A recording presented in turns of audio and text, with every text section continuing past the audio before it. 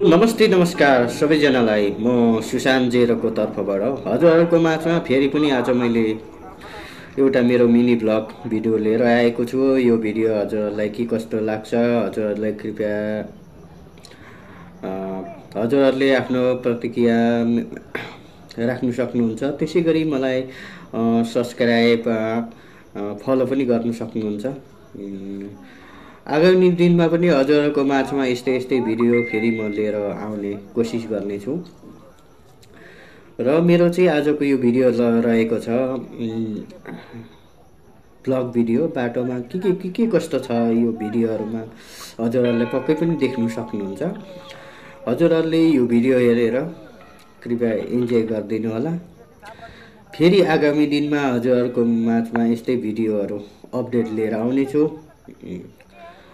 हजुरहरूले मलाई युट्युबमा पनि DR zero content blog search गरेर त्यसमा पनि सपोर्ट गर्नु सक्नुहुन्छ। र आगामी दिनमा पनि हजुरहरूको माझमा फेरि पनि डराउनु चाहे आगामी दिनमा फेरि यस्तै यस्तै भिडियो लिएर आउनेछु। हजुरहरूले यो भिडियो हेरेर साथ सपोर्ट गरिदिनु होला। हजुरहरूको दिन पक्कै सुखमै बित्यो होला भन्ने आशा गर्दै दैनिक जस्तै म हजुरहरूको माझमा फेरि पनि जोडिएको छ र हजुरहरूको यसै गरी माया साथ सपोर्ट यहाँ धुमी बाल्नेदेखि लिएर विभिन्न छ जोस्।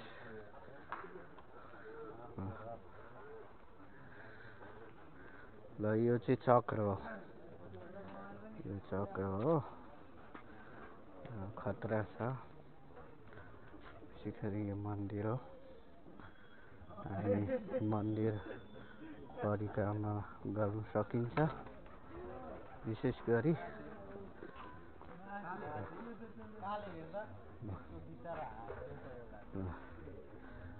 यो चाहिँ रामले स्नान गर्ने ठाउँ हो। विशेष गरी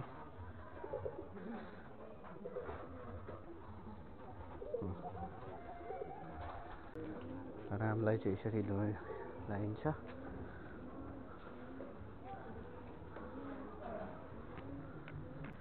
चाहिँ धुवा धुमी हो।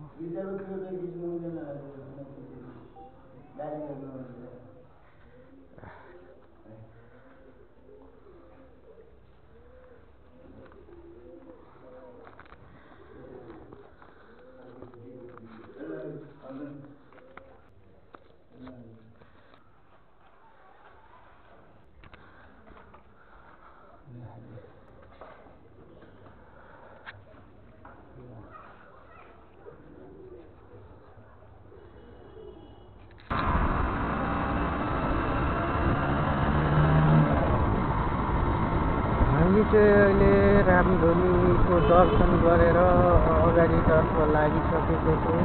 यहाँ चाहिँ सकिन्छ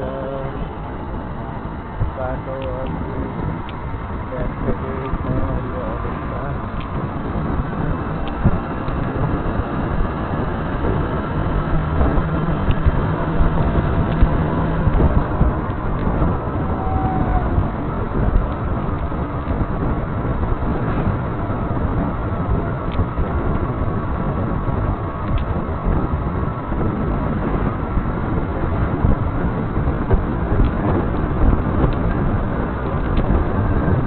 जङ्गलहरू हरिहरि छ।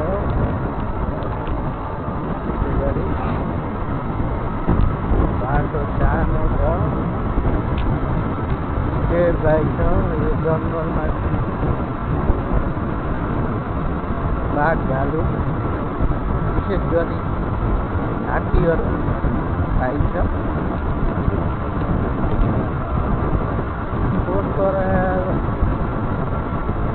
बाघले चाहिँ मान्छे मारेको यही ठाउँ हो। पहिला नि बाघले मान्छे मारेको यतै त हो नि कता। बाघले मान्छे मारेको थिएन, यहीँ त हो।